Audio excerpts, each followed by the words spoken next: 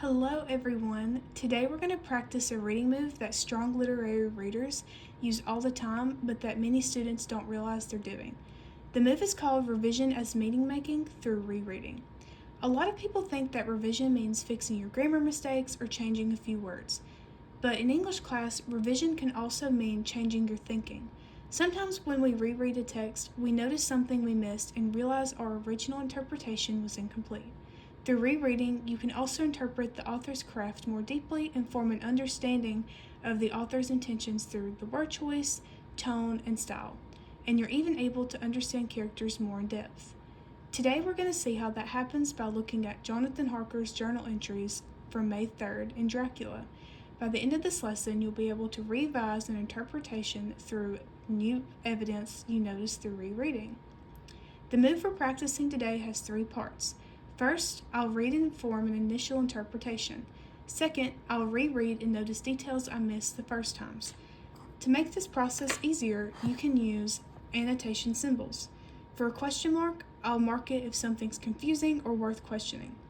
For an exclamation point, it's for a detail that reveals the theme, C is for characterization, and W is for word choice that shapes mood or meaning.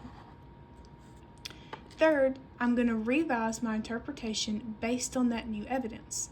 Good literary readers don't just gather evidence, they are willing to rethink their ideas when the text gives them a reason to. Watch me model this process. I'm going to look at a short section from Harker's May 3rd journal entry. I'm specifically going to read this short paragraph. So I'm going to do the first step of the initial read. Having some time at my disposal when in London, I had visited the British Museum and made search among the books and maps in the library regarding Transylvania. It had struck me that some foreknowledge of the country could hardly fail to have some importance in dealing with the noble of that country. I find that the district you name is in the extreme east of the country, just on the borders of the 3 states, Transylvania, Moldavia, and Bukovina. Sorry for the probably mispronouncing, in the midst of the Carpathian Mountains, one of the wildest and least known portions of Europe. I was not able to lie on any map or work giving the exact locality of the Castle Dracula, as there was no maps of this country as yet to compare with our own Ordnance Survey maps, but I found that Bizertritz, the post town named by Count Dracula, is a fairly well-known place. I shall enter here with some of my notes, as they may refresh my memory when I talk over my travels with Mina. Now, my initial thought is pretty simple. Harker is curious about Transylvania. And honestly, that's wrong. That's not wrong. He's traveling somewhere new, he's observing the landscape, and he's taking notes about the people and customs he encounters throughout this whole entry. But now I'm going to reread. As I reread, I'm going to think of these annotation symbols. Having some time at my disposal when in London, I had visited the British Museum and made search among the books and maps in the library regarding Transylvania. It has struck me that some foreknowledge of the country could hardly fail to have some importance in dealing with the noble of that country. I find that the district you name is in the extreme. I'm going to mark extreme because that word seems interesting to use, so I'm going to use W, east of the country, just on the borders of the 3 states, Transylvania, Moldavia, and Bukovina, in the midst of the Carpathian Mountains, one of the wildest and least known portions of Europe. This phrase and the end of the sentence really sticks out to me, so I'm going to underline it first just to keep it there. And honestly, what seems the most interesting is the wording of wildest, so I'm going to do another W. Now I'm asking myself, why does Stoker choose these words? The word wildest immediately stands out to me because Harker could simply describe the location, but instead he uses language that makes it feel unfamiliar and almost dangerous. I also notice that Harker keeps comparing what he sees to what he already knows. He talks about the maps, customs, language, and food as if he's measuring everything against his own expectations, which is interesting. My first interpretation was that Harker is curious, but after rereading, I think that interpretation is incomplete. Now I'm noticing that Stoker is showing Harker's uncertainty and discomfort.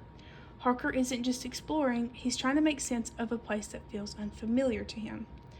So I'm going to revise my claim. Instead of saying Harker is curious about Transylvania, I might revise it to, although Harker is curious about Transylvania, Stoker's description suggests that Harker feels increasingly uncertain and unsettled as he enters a place he does not fully understand.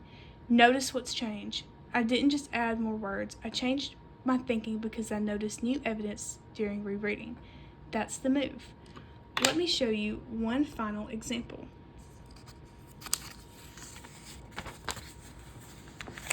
I'm going to use another short paragraph from the May 3rd entry.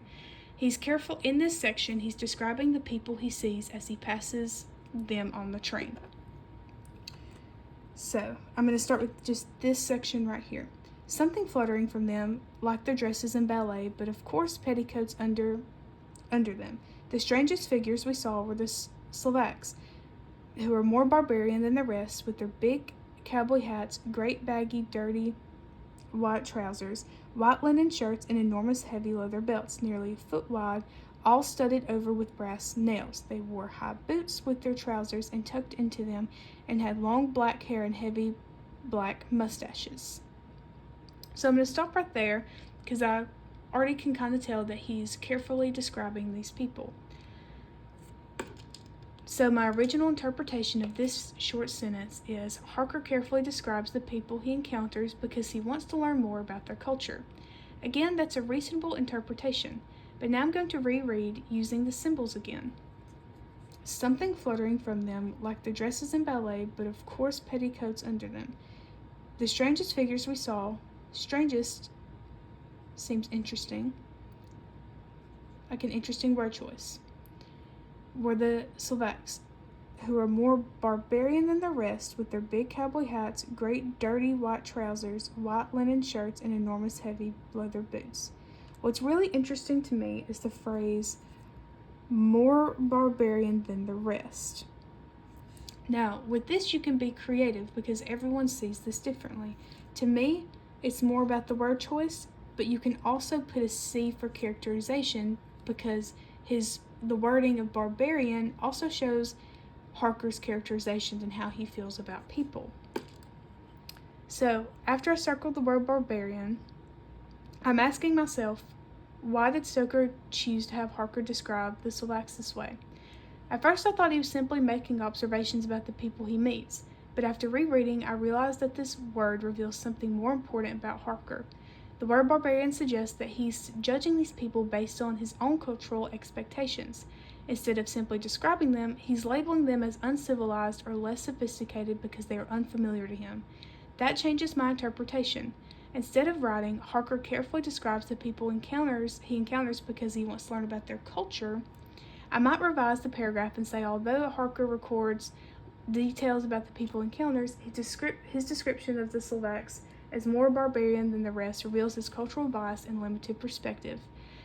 By going through Transylvania through Harker's perspective, Stoker creates uncertainty while also encouraging readers to question how fear and unfamiliarity shapes Harker's judgment.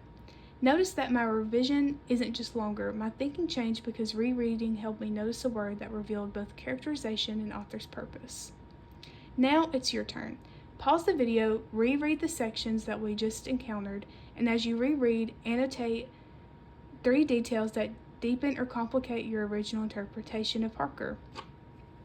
You can use this sentence frame to help your thinking process.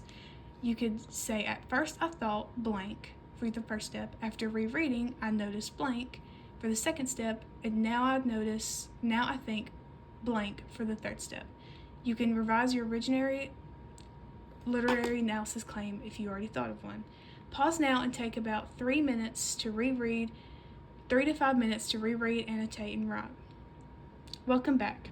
If you completed the rereading, you probably noticed something important. Different readers may have found different details. Some of you may have focused on Harker's curiosity. Others might have focused on his fear. Others might have noticed his assumptions and the people and places he encounters. That's part of what makes literary reading different from simply finding one correct answer. As Rosenblatt 1995 explains, readers bring their own experiences and perspectives to the meaning-making process, but strong interpretations still have to be supported by evidence from the text. Today we practice revisionist meaning-making through rereading. This is the kind of work that literary readers do. They don't just stop at first impression, they return to the text, ask new questions, and allow their interpretations to grow. We'll continue practicing that move during guided practice. See you there.